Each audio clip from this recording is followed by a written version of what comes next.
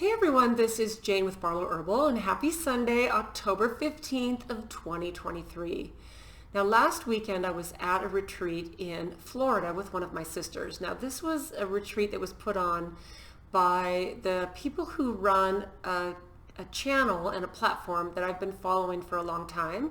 They are the Inspired channel, and it's John and Christine Nolan. Some of you might have heard of them. And I just was kind of pulled to go to their retreat. I guess they usually hold it a couple times a year, and from what they told us this last weekend, that was their last retreat. And so there you go. I was kind of pulled energetically to go to this retreat, and I didn't know what to expect. The itinerary was actually pretty vague, and when you have these intuitions to follow what feels right, to get new information to move you forward on your path, or to connect with people you're supposed to connect to, it gets easier and easier to follow these intuitions just because you know it's the right thing for you to do at the right moment. So this was a trip that I did with one of my sisters, and we had a wonderful time.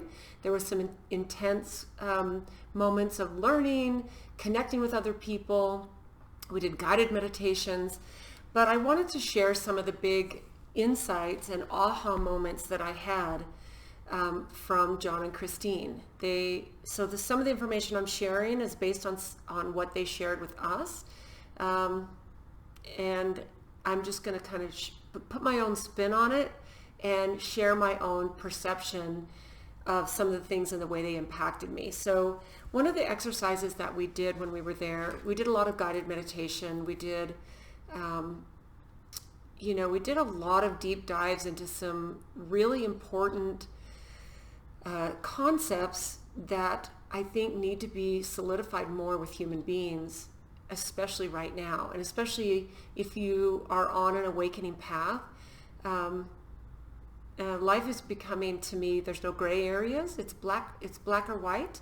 And I'm not talking about race. I'm talking about right and wrong, good and evil, what we know to be true. I believe that there are still a whole bunch of people who are in a place of complete unawareness.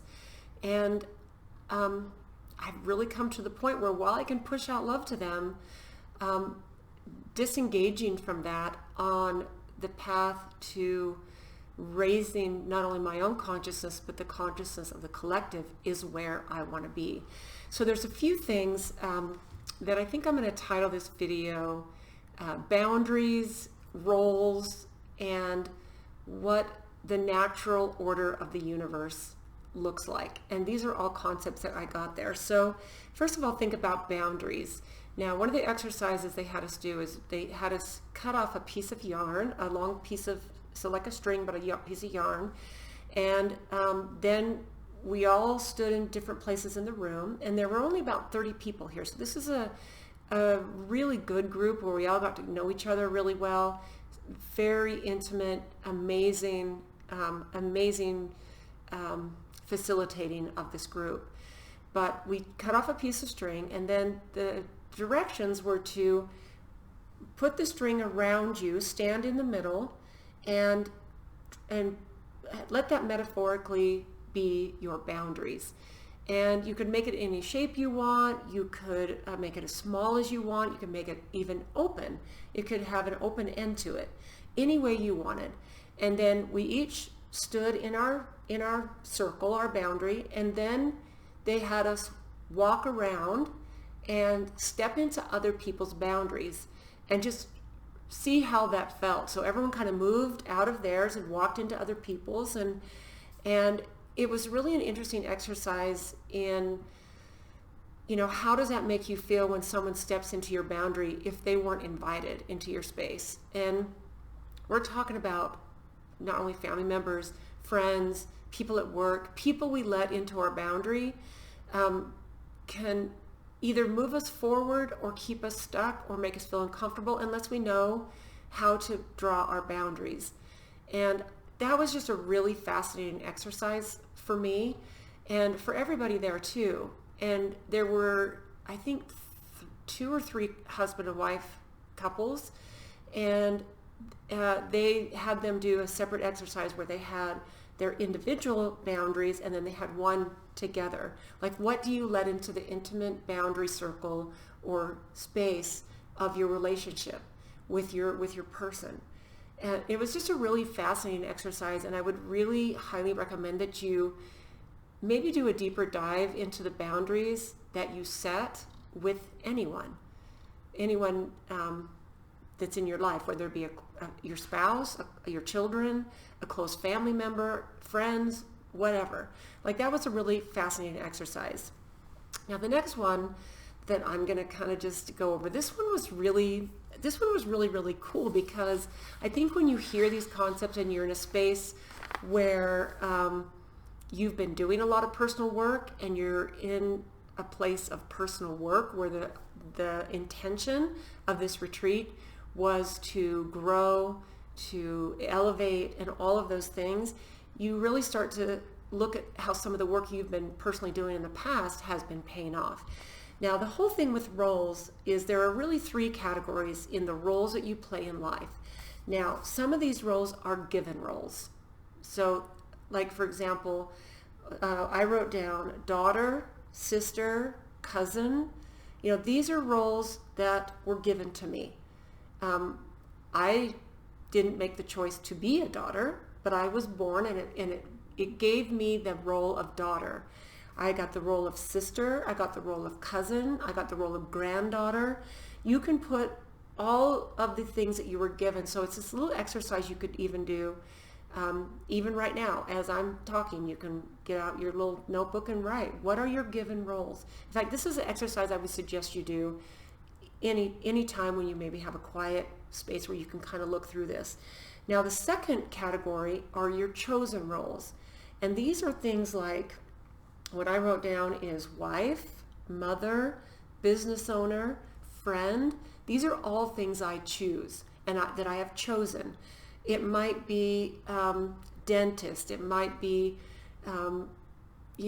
hiker. It might be group exercise instructor. There are all these things that we choose. Even if we choose to be a husband or a wife, we choose to be a mother or a father. These are all things we choose. And another given role that, if I go back up there to the given roles, might be grandmother. That was actually a role that was given to me because my son and his wife had kids, that I was now given that role as a grandmother. So in the chosen roles, that can be anything that you choose. Now, the other category, which is really fascinating, and this one, this is what's really brilliant. Now, this one is our assumed roles. So we have these roles that we assume are our roles. And here's some of the things that I wrote down. Family provider, sacrificer, worker, emotional support, perfectionist, listener, and savior of others. Now, we didn't have very much time, and I'm actually reading right from my notes that I wrote down when I was in Florida last week. And then as I was writing this, I kind of put a little subcategory under assumed roles, and I wrote assumed roles that I've released. And before we actually started discussing this, what I realized is that we take on roles that are not given to us. We assume that they're given to us. And if we think about, caregiver for, we assume these roles, and that, caregiver is something we do because we love the people that we care for. But things like perfectionist, that's a role that, and I wrote that because that is a role that I've assumed that is, I want things to be perfect. Now, this is something that I also put under assumed roles that I released, because think how amazing that is. I don't have to be a perfectionist. That's not a role that was given to me. That was not a role that was chosen. I didn't choose it, and it wasn't given to me. This is something that I assumed was my place. And same with all of these other things. And I'm not saying that you can't, like one of the things I wrote down here was emotional support for others. I'm not saying that you can't be an emotional support for others or any of these things that you assume, but you also get to choose to release any of your assumed roles. right? So to me, that was really amazing. And I think the thing that is important for us to do is to take an inventory on a regular basis, every 6 months, maybe even once a year. Take an inventory of these 3 categories of roles. What are your given roles? And a lot of times those don't change, because those are, like I said, daughter, mother is even a chosen role. Daughter, sister, cousin, granddaughter. Those are my given roles. And to me, that's kind of a solid base to start on. And then your chosen roles are almost like what you choose to define you, and what you choose to take you through this life to earn a living, help you have good, strong relationships, and all of that. And then I think the important category are the assumed roles, with the subcategory of the assumed roles that you can release. And you might even want to release a chosen role. There might be something that you chose. I have a really good friend who chose many years ago. We're still friends, but he chose to be a dentist. He went to school, he went into a practice, then he ended up starting his own practice, and he realized after about 10 years that he didn't like that. He didn't like the role that he had chosen.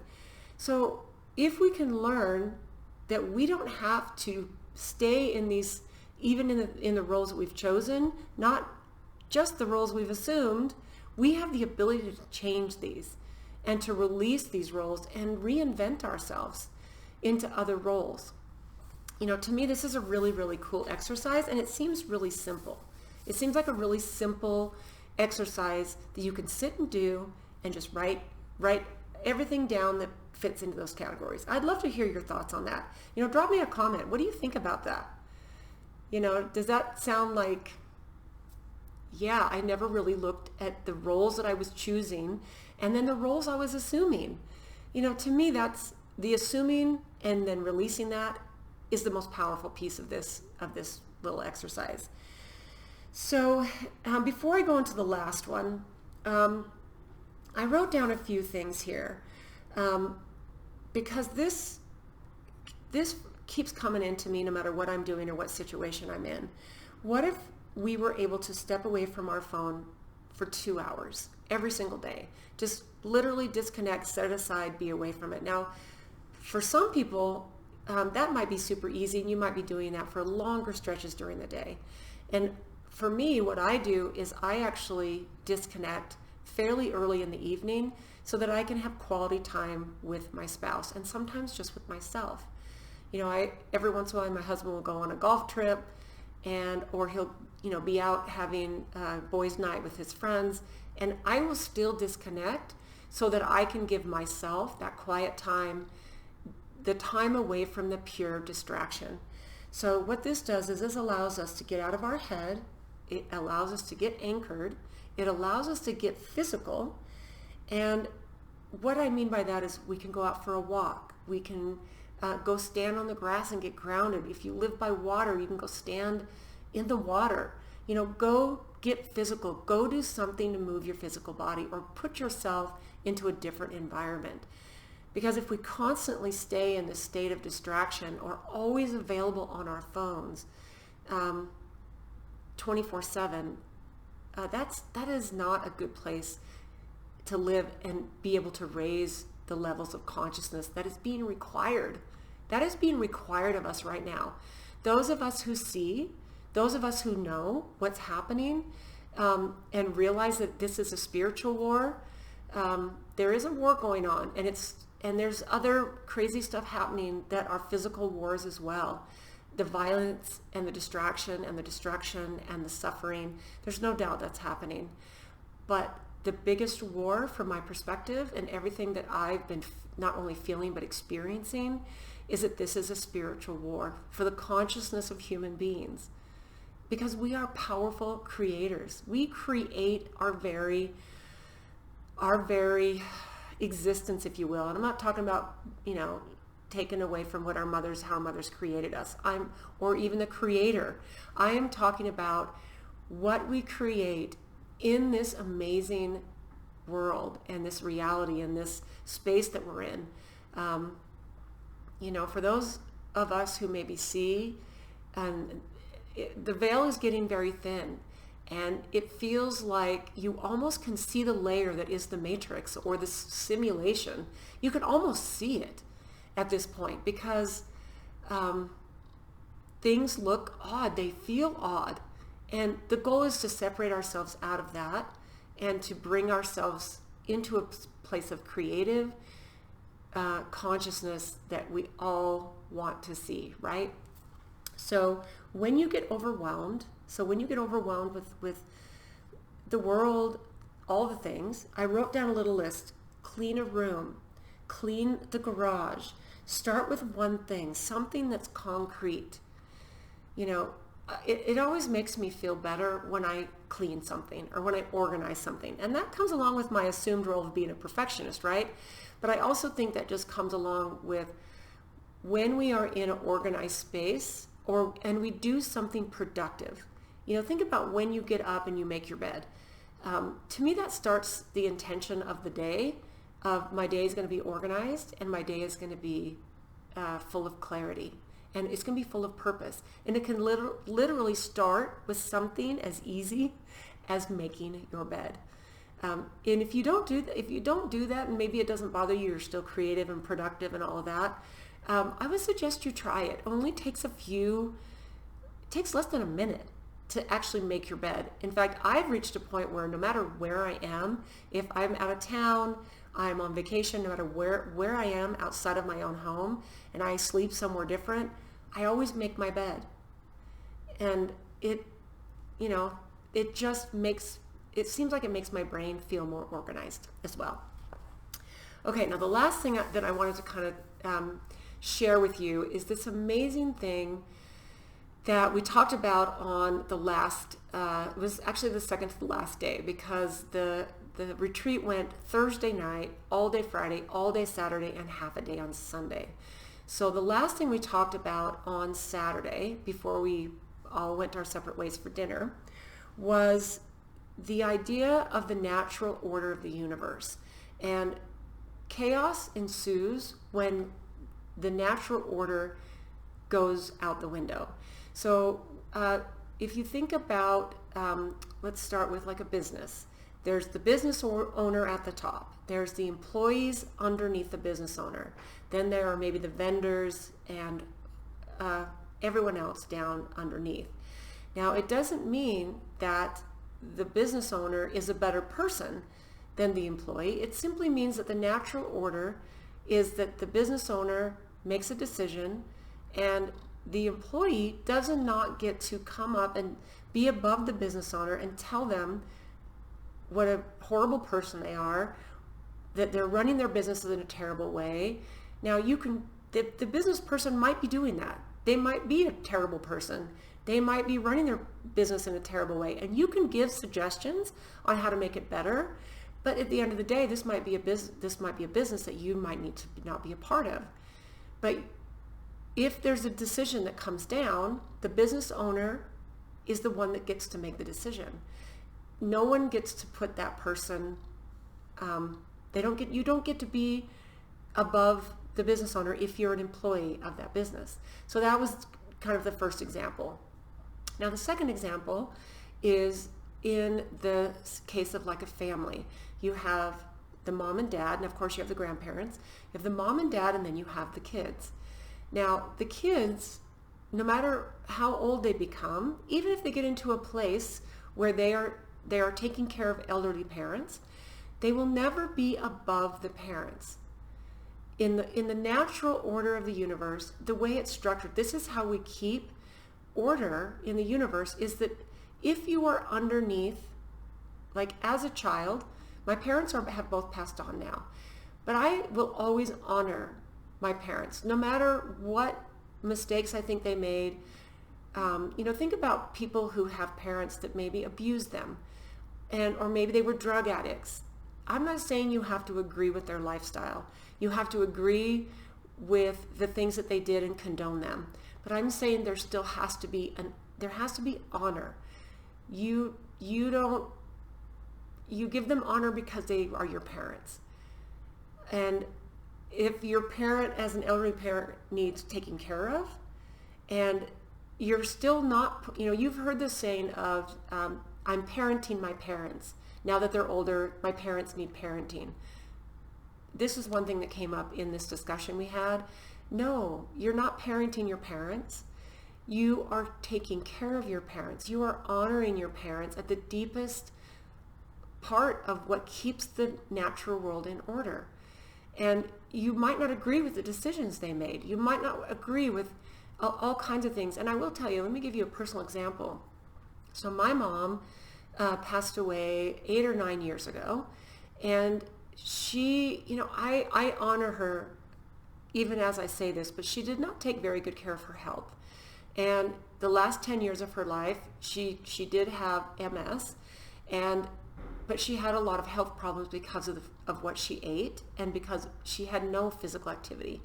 And it was actually very frustrating as her children to watch her over the years go into such poor health.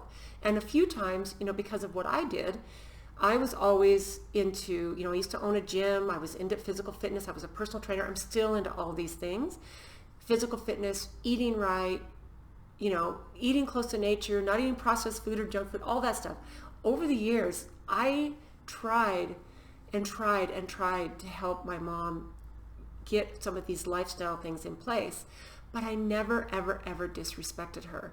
I never got angry at her. I never told her she was acting childish, ever. And I think that just came not just intuitively, but it was because of the way that I was raised. You honor your parents. You honor your grandparents. You don't have to condone lifestyles. You don't have to agree with everything that they do. And like I said, they might be a terrible parent. They might have been. They might have been a drug dealer or a drug user or whatever. And you don't have to even spend time with them in your life. But you still honor them. You honor them.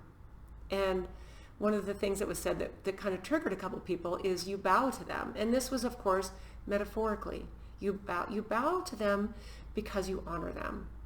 Now, the final thing that we talked about in this whole thing of the natural order of the universe really, of course, struck a chord and rung a bell with everybody. And all of these things did. But think about the natural order of the world, the universe. So up at the top is God, creator, the universe, source, whatever you want to call it. It's all the same thing. That is the top. Right underneath that is man. And that is human beings, man, woman, all of this, okay? Underneath that, underneath man are the systems, the government, the medical system, the education system, all of the systems that were set up to serve man, they are underneath us. These systems have now put themselves above man. They've even put themselves above God, above our Creator. And this is why the world is in such chaos, is because this is not the natural order. These systems will never be above man. They just can't be. They put themselves there. The natural order falls apart. And that is what we're seeing. And to me, this was such a beautiful description of what a lot of us are experiencing. And you might not be able to say, I can't quite put my finger on it. I mean, or maybe you might know exactly what's going on. Everything that you see is like, yeah, the world is out of order, hence the chaos. And this is where, when we are in a certain position, and even in a role, we do not put ourselves above something or whatever is above us. I'm not ever going to try to be above my parents. That is not my role. That is not my position. My position is daughter. Always. It will always be daughter. I will always honor my parents. I will never try to go above. And, I think that is what is really missing in the world. And a lot of people are starting to realize when you discard the natural order of the way things are supposed to be, the world can go into chaos, right? And so I just thought that was a really beautiful concept that John and Christine shared with everybody there. And it almost felt you could energetically feel light bulb moments happening for everybody. It was really a very cool thing to experience. So what I think this comes down to is really self-responsibility. We don't have to be responsible for how crooked the government is. Now, can we make a difference? Can we vote? Can we get involved? Yes, we can get involved. And maybe voting, you might think that doesn't make a difference, but we can get involved in the way that we move forward. But I think the most important thing to do is to take personal responsibility. How are we keeping the natural order in our family?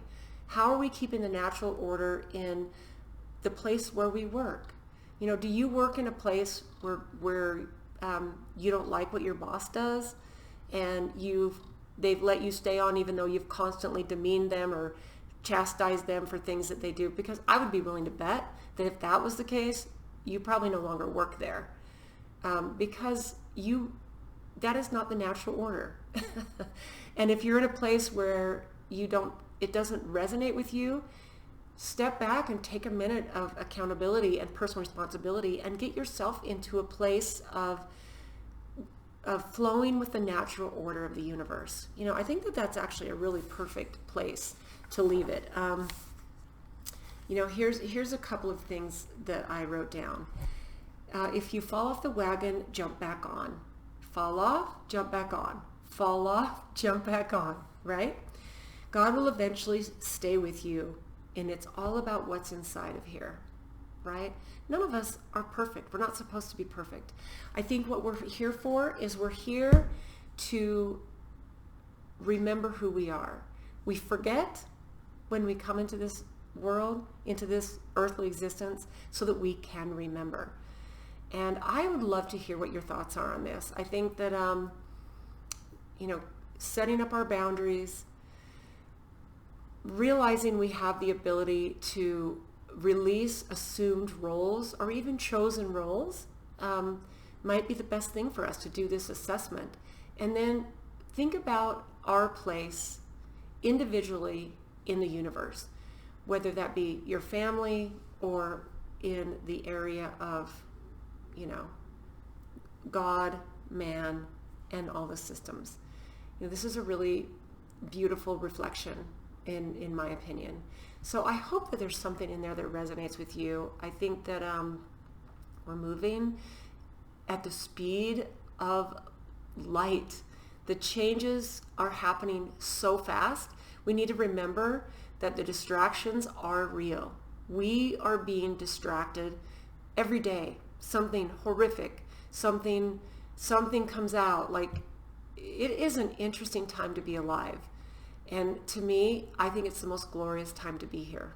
I wouldn't choose any other time or place to be alive on this beautiful planet at this perfect time than right now. So I'm hoping that you are feeling a spark, or you've been on that path for a long time as well. So I thank you so much for tuning in, guys. Let me know in the comments what you think of this. I think these are some really, really powerful concepts. So thanks for being here. Thanks for tuning in, and we'll see you next time.